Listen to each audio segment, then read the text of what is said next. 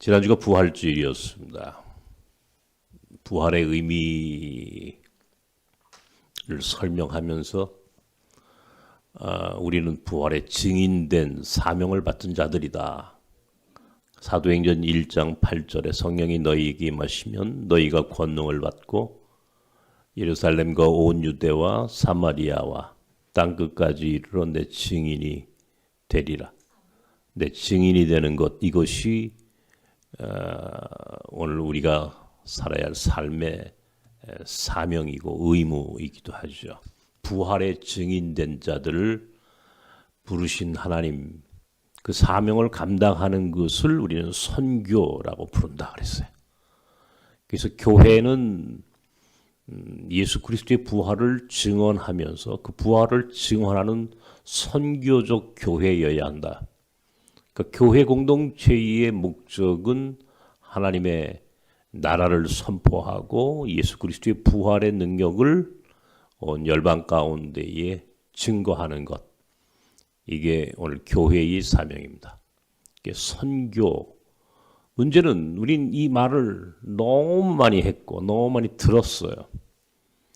근데 어떻게라고 하는 문제, 어떻게 선교할 것인가라고 하는 문제는 좀 더 다른 차원이다라고 하는 겁니다. 오늘은 그 디테일에 들어가서 어떻게 하나님의 뜻을 우리가 이 땅에 선포하고 증거할 것인가.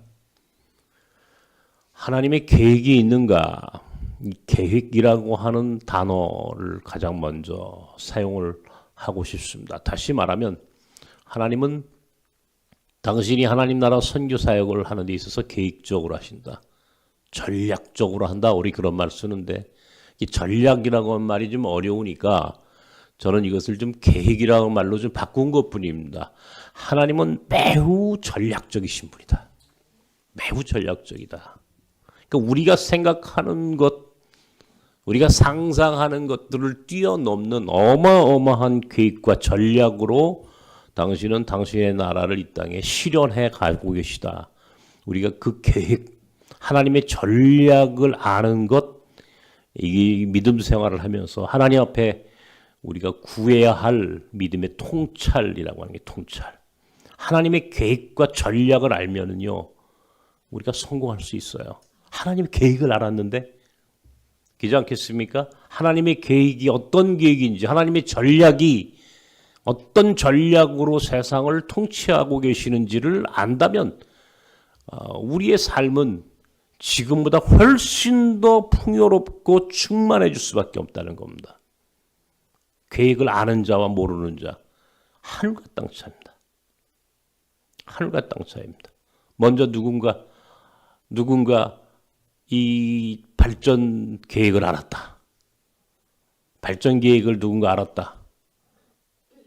여러분, 우리 옛날에 강남 개발할 때에 정부의 이 발전, 이 도시계획, 이제 시설을 지정하고 강남 개발을 주도했던 사람들은 이미 자기들은 계획을 알고 있었죠.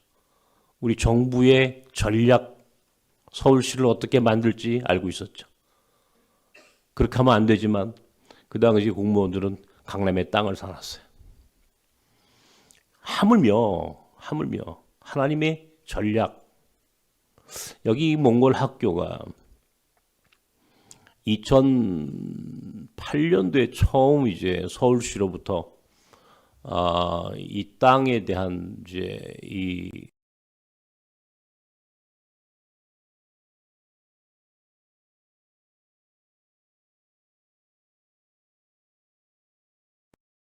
나무만 있었고 숲이었습니다.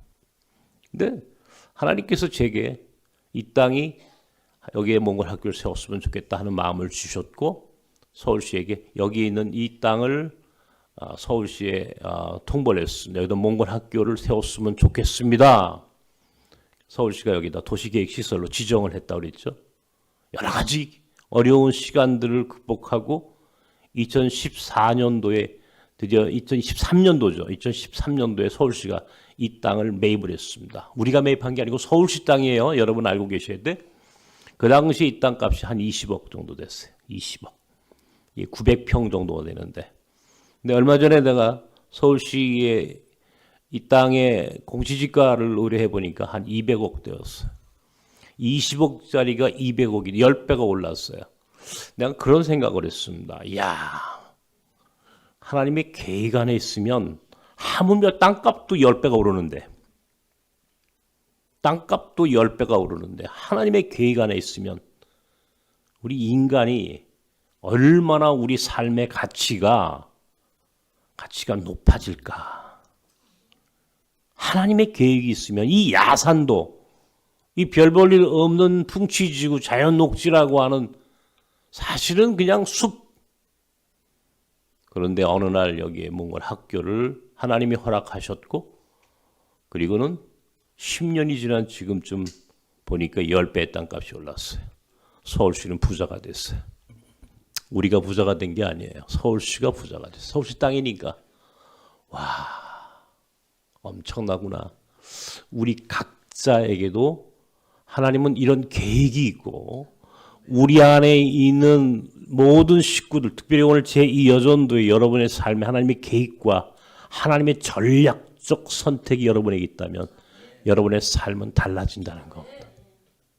하물며 인간에게도 오늘 성경 사도행전 10장에 있는 말씀은 바로 그런 하나님의 전략에 대하여 하나님의 계획이 얼마나 놀랍고 효율적이며 하나님께서 사용하시는 하나님의 선교의 전략이 얼마나 위대한가를 오늘 우리가 설명하고 있는 책입니다.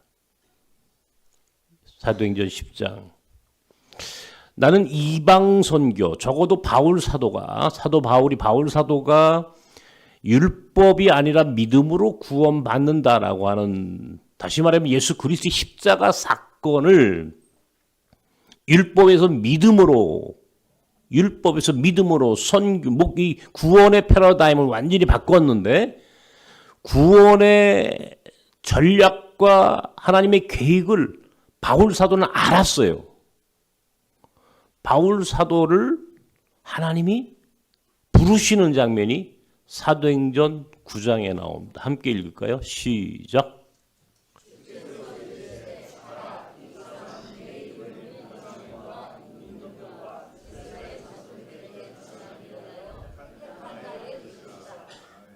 나의 그릇이라. 택하신 나의 그릇이라. 사도행전 10장 1절에 보면은 하나님께서 이방 선교를 위해서 고넬료를 선택하신 것들에 대하여 그 이유를 설명해 놨습니다. 한번 10장 1절 함께 봅시다. 시작.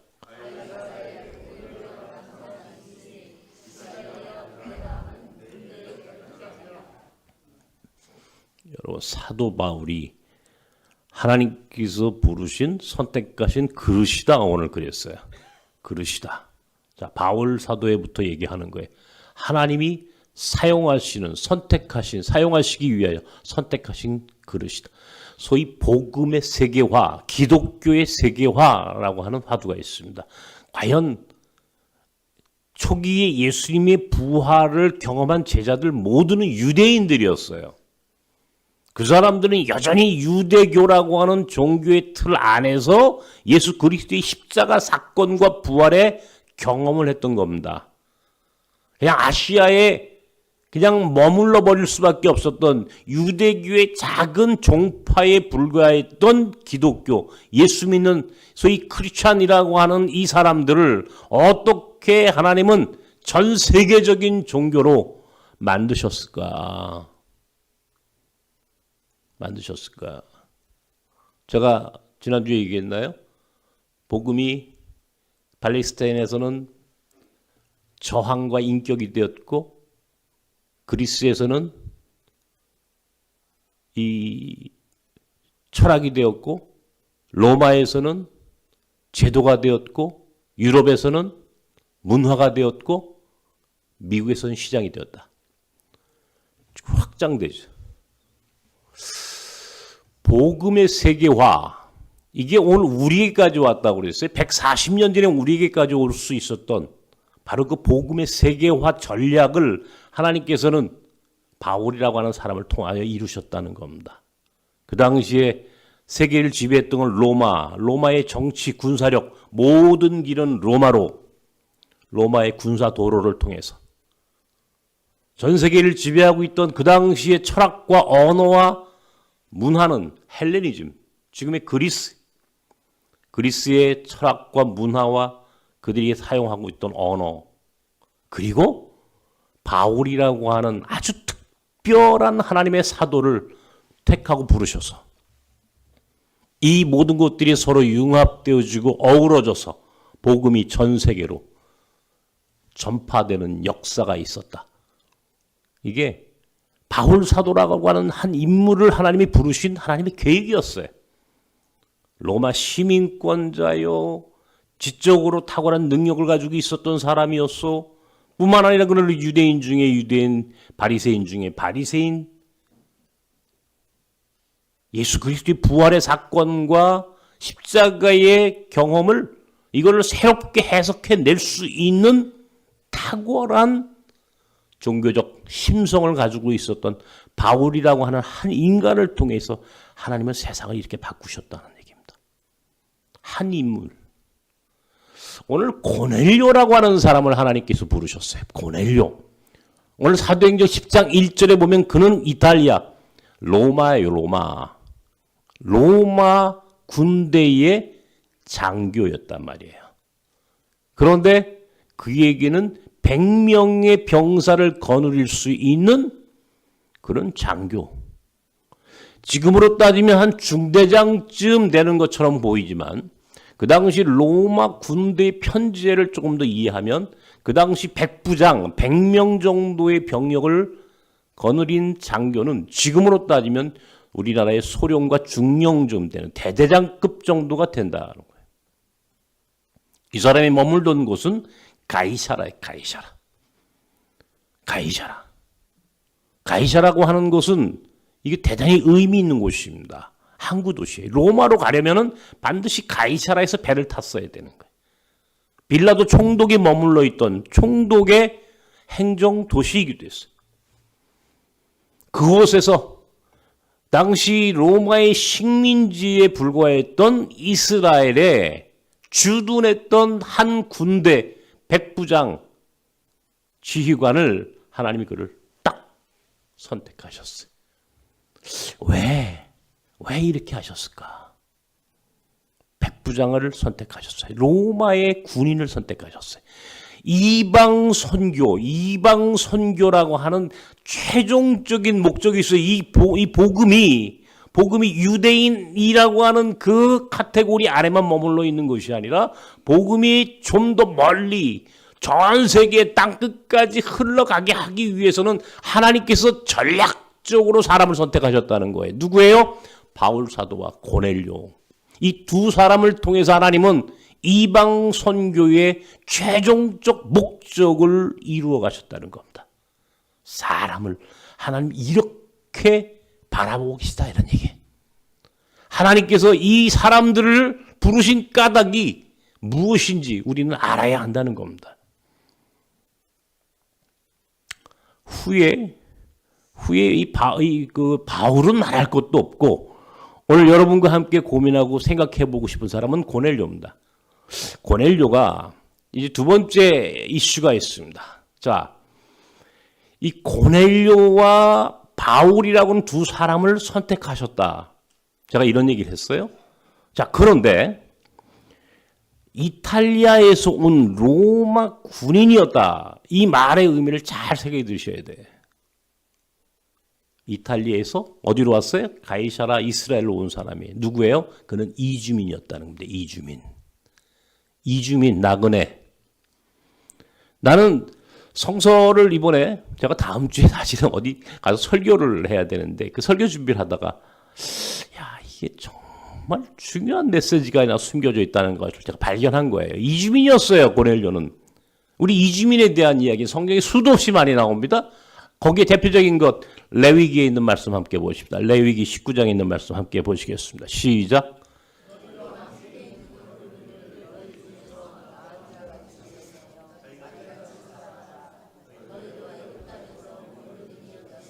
그래서 거류민이라고 하는 뜻은 이주민이란 뜻이에요. 이주민, 나그네, 거류민. 히브리서 13장 1절 2절에 있는 말씀 함께 봅시다. 시작.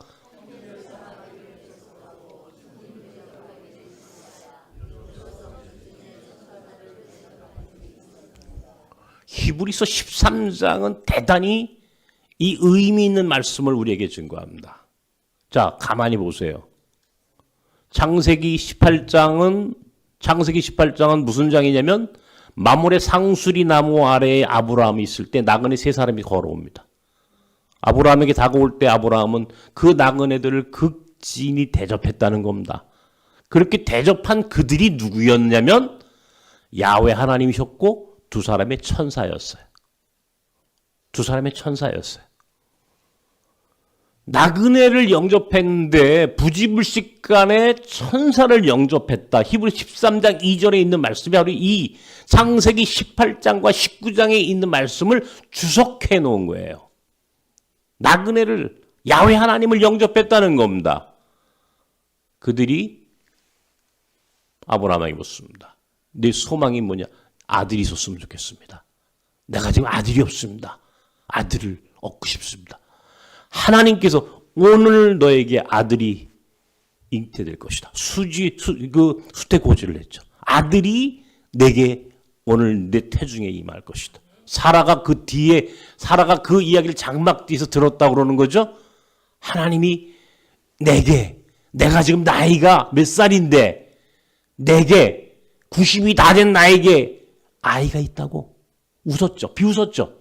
그때 하나님이 사라에게 너 웃었느냐? 아닙니다. 웃지 않았는데요. 아니라 내가 정녕 웃었느니라. 난 이 말씀을 늘 생각합니다. 불가능한 일들이 벌어졌죠. 하나님과 사라의 웃음 논쟁이라고 하는 별명이 붙어있는 창세기 18장. 아브라함이 나그네 된 자를 극진히 영접했을 때 그들이 하나님의 천사였고 야훼 하나님 당신이었어요.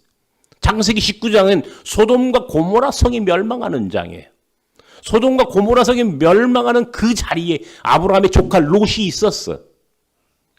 나그네들이 걸어옵니다. 소돔 성 앞에 앉아있던 롯에게 나그네 두 사람이 보였어요. 극진히 대접했다는 겁니다. 그날 밤 롯과 그의 가족이 구원받는 역사가 일어났어요. 나그네를 형제 중 가장 작은 자 혹은 우리는 그냥 스쳐갈 수 있는 자들을 영접했는데 부지불식간에 영접했던 사랑을 베풀었던 그것이 알고 보니까 천사를 영접한 것이요. 그것은 곧 내게 구원의 역사가 임했단 말이에요. 소돔 오늘 이 가이사라에 있는 이 고넬료라고 하는 사람, 이 사람 나그네예요. 이주민이에요. 오늘 우리 가운데 와 있는 사람하고 크게 다르지 않아. 신분이 그 사람은 군대 장교였을 뿐 그 역시 이주민이에요. 내가 왜 고넬료가 장교였으며 이주민이었고 나는 그 사건을 추론했어요. 나중에 바울 사도가 고린도에 갑니다. 2차 전도 여행할 때 고린도 교회에 가가지고 1년 6개월을 머물 때 그곳에서 만난 사람이 아굴라와 브루스길라라고 하는 부부를 만납니다. 거기서 텐트 메이크, 장막을 만드는 일을 했다고 그랬죠. 텐트 만드는 일을 했다고 그랬죠. 그런데 이 아굴라라고 하는 사람의 고향은 본도야. 본도, 흑해 앞에. 그런데 브루스길라라고 하는 이 부인의 고향은 로마였어요. 이들은 로마에 있다가 로마에서 고린도로 이주해 왔다고. 그런데 이미 바울이 그들을 만나기 전부터 그들은 로마에서 복음을 들었다는 거예요. 어디서 아굴라와 브루스길라가 복음을 하다 드렸을까? 혼자 생각해 봤습니다. 혹시 고넬료? 모든 길은 로마로. 군대라고 하는 이 집단이 가지고 있는 특별한 특징과 장점이 있어요. 특별히 고넬료가 가지고 있는 사회 정치적인 의미가 간단치 않을 거란 말이죠. 어쨌든 복음은 로마에 들어갔습니다. 바울이 후에 로마에 가서 순교하기 전에 이미 복음은 로마 땅에 들어가 있었어. 어떻게 그 일이 가능했을까? 1883년도에, 그러니까 우리나라에 복음이 처음 들어온 것이 공식적으로 1885년이야. 올해가 140주년 됐다고 그랬죠? 그 2년 전 1883년도에 저 중국 영구라고 하는 곳에 존 로스라고 하는 사람과 맥켄타이어라고 하는 스코틀랜드 출신의 선교사들이 와 있었어. 그때에 그곳을 찾아간 이들이 있었어요. 복음이 한반도, 조선반도에 들어오기 이전에 평안북도 의주에 있던 홍삼장사의 세 사람, 백홍준, 이성하, 그리고 서상윤이라고 하는 이 세 명의 홍삼장사가 로스와 맥켄타이어에게 그곳에 가서 세례를 받습니다. 복음이 한반도에 들어오기 전에 이미 이 땅에는 세례자가 탄생을 했어요. 놀라운 일이 벌어졌어요. 이것이 한국교회를 향한 하나님의 선교의 계획이었어요. 이미 고넬료를 통해서 하나님은 이방 선교의 베이스 캠프를 만드셨어요. 하나님은 이미 고넬료와 바울 사도라고 하는 이 위대한 하나님의 사람들을 선택하셔서 쓰시는 그릇으로 인정하셨고 그들을 통하여 하나님의 뜻을 이루어 가시는 전략적 선택을 하셨단 말이에요. 나는 호잣들을 지난 주간에 큰 지진이 일어나가지고 몇 번 통화를 하거나 혹은 호잣들의 소식을 접했습니다. 이번 설교를 준비하면서도 또 호잣드, 빵가지, 우리 교회 보르마, 우리 역파송 선교사들. 자, 보세요. 고넬료는요, 역파송 선교의 원조예요. 그죠? 이탈리아, 이게 로마로 글을 보내십니다. 다시 가이사라에서 베드로를 만나고 오늘 베드로가 한 말이에요. 오늘 10장에 나온 이 베드로 본문은 베드로가 고넬료에게 하시는 말씀이라고. 베드로를 통해서 복음을 듣고 변화를 받은 고넬료가 그 복음을 들고 로마로 돌아간 거야. 역파송했지. 우리가 역파송하듯이.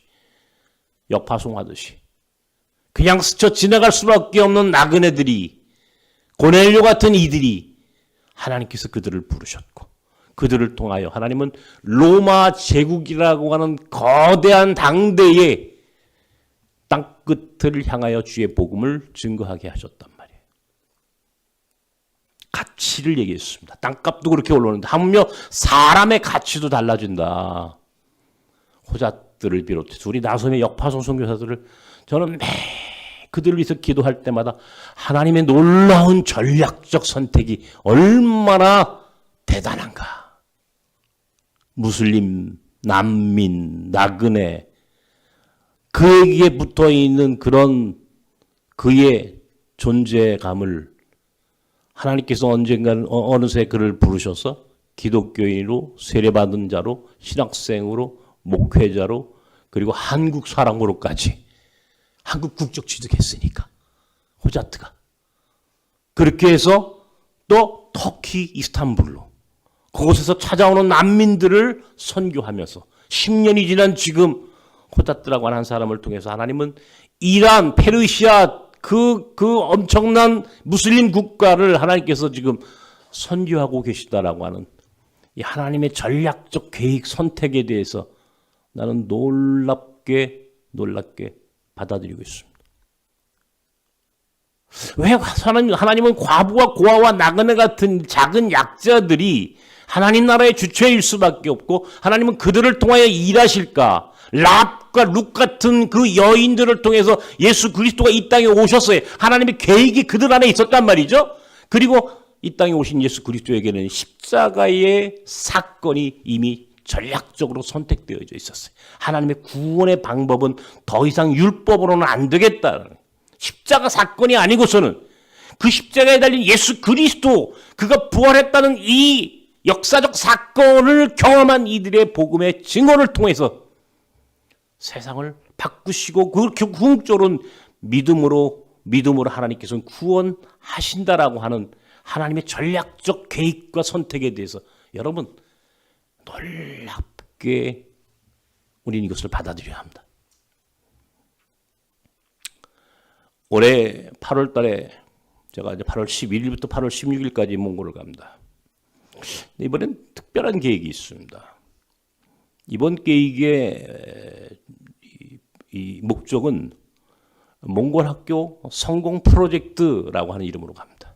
한몽 비즈니스 네트워크라고 하는 것을 제가 하는데 왜 뜬금없이 유해근 목사가 그 생각을 했을까?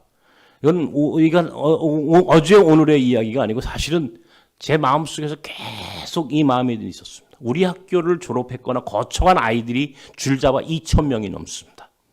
지금 우리 스태프들이 데이터베이스를 만들고 있는데 지금부터 25년 전에 우리 몽골 학교를 거쳐 들어왔거나 거쳐 흘러간 아이들을 전부 다 찾아 나와서 그 아이들 이름과 또 지금 주소와 혹은 전화번호와 그 아이 현재 어떤 일을 하고 있는지 어디에서 어떤 삶을 어떤 인생을 살고 있는지를 우리가 추적을 해가지고 데이터베이스를 만드는 거예요. 그게 한 2천여 명이 될 거라는 겁니다. 생각해 보십시오. 2,000명의 몽골 학교와 관계되어 있는 몽골의 아이들. 그 아이들이 지금 제가 작년 매년 가서 우리 몽골 아이들을 만날 때마다 놀라운 것은 그 아이들이 매우 성공적인 인생을 살고 있다는 사실이었어요. 굉장히 중요한 아이들로 성장하고 있어요. 제가 거기서 깨달았어요. 우리가 몽골이라고 하는 이 플랫폼을 북한 선교, 통일 선교의 길로 우리가 몽골을 활용해야 되겠다라고 나는 생각하고 있는 거예요. 몽골은 북한으로 들어가는 길목이라고 그랬어. 몽골을 통해서 북한 선교 하나님 나라를 이 동해에서 지중해까지 이 선교적 의제를 해결하기 위해서는 한반도가 통일되어야 하고 과거에 우리 땅이었던 만주, 동북 삼성이 그 땅이 하나님의 나라로 변화되는 일이 있어야 되고 몽골 그리고 몽골을 거쳐 중앙아시아 그리고 마침내 지중해에 있는 터키 돌골족의 땅 오스만 투르크가 지배했던 바로 그 터키까지 우리가 동해에서 지중해까지 소위 몽골 투르크 선교 벨트를 내가 줄창 이야기하는 이유는 바로 거기에 있어요. 근데 이걸 어떻게 이 선교적 의제를 해결할 수 있을까? 근데 우리는 하나님께서 놀랍게 25년, 26년 전에 8명의 몽골 아이 우리에게 보내셨고 그 아이들을 섬김으로 학교가 만들어졌고 확장되어졌고 지금 300명이 되는 학교가 되었어요. 우리 학교를 졸업했거나 거쳐간 아이들 2,000명이 지금 젊은 아주 성공적으로 인생을 살아가는 아이들이 지금 몽골 땅에 2,000명이 있어. 이 아이들을 왜 하나님이 우리에게 부르셨을까? 왜 붙여주셨을까? 아펜젤러라고 하는 우리나라 최초의 선교사, 감리교의 선교사였는데 이 사람이 1885년도 4월 5일 날 언더우드와 함께 우리나라에 들어왔고 그해 가을에 언더우드가 세운 학교가 배제 학당입니다. 배제. 그 다음 해에 경신학당이라는 게 지금의 경신고등학교가 만들어집니다.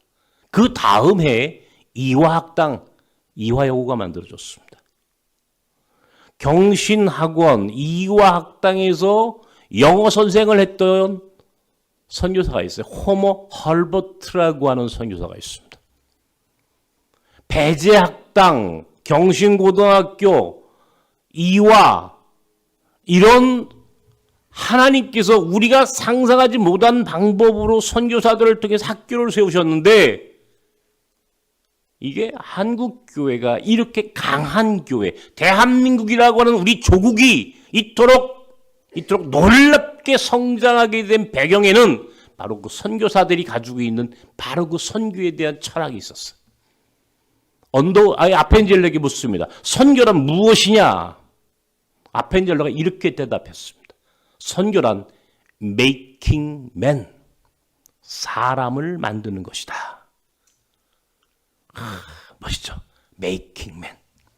사람을 만들어 세우는 것이 선교다. 건물을 짓는 게 아니고 예배당을 세우는 것이 아니고 사람을 세우는 것이다. 나는 이 아펜젤러, 언더우드, 헐버트, 스크랜튼 대여사 이런 선교사들이 초기에 들어가서 그들이 선택했던 그 선택, 백홍준과 이성화와 서상윤이라고 하는 최초의 선교사가 한국에 선교사가 들어오기 전에 저 중국 땅 영구 심양 밑에 그곳에서 세례를 받고 그들이 복음을 증거할 수 있도록 그들을 통하여 하나님께서 뜻을 이루어 가시는 이 하나님의 놀라운 선택적 계획에 대해서 나는 굉장히 큰 도전을 받고 있습니다. 우리 몽골 학교 아이들을 성공시켜야 되겠다.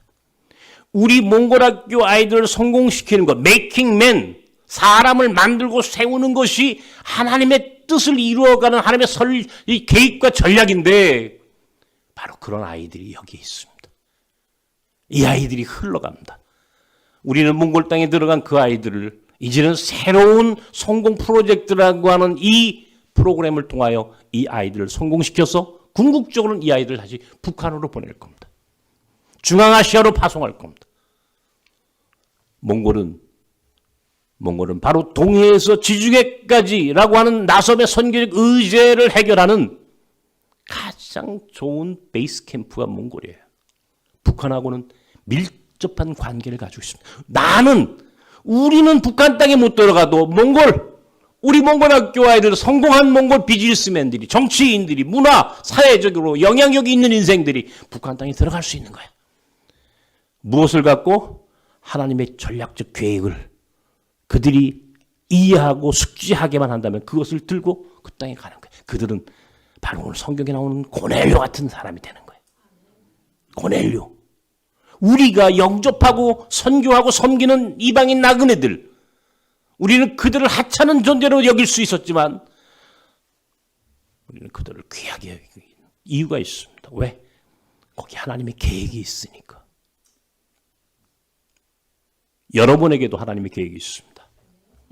적어도 나섬 교회와 나섬 공동체에 보내주신 여러분과 같은 한국교회 구별되고 선택받은 교인들에게는 반드시 하나님의 계획이 숨어져 있어요. 하나님의 전략적 부르심이 여러분에게 있다는 것을 기억하십시오. 여러분, 나는 늘 그런 고백을 합니다. 왜 내게 하나님 나를 부르셨고 왜 나를 가장 힘들게 이 시각장애라고 하는 이 고통 속에 나를 이렇게 처박아 두셨지? 그냥 박아두신 것도 아니고 처박아 두셨어. 너무너무 괴로워. 너무너무 괴로워. 이해가 뭐 안 가. 지난 주간에 박완서 작가가 있습니다. 우리나라 참 여류 작가 중에 최고의 명성을 가지고 있던 박완서라고 하는 소설가가 있습니다. 그분이 2011년도에 돌아가셨는데 그분이 쓴 책 중에 한마디만 하소서라고 하는 책이 있습니다. 그게 일기장이에요. 일기장. 이 일기장이 길지 않은 일기장의 내용은 그에게 딸 릿과 아들 하나가 있었어요. 참 다복하고 이 세상에 가장 복이 있는 사람이었겠죠. 그 아들은 얼마나 잘생기고 똑똑했는지 의대를 다녔어요.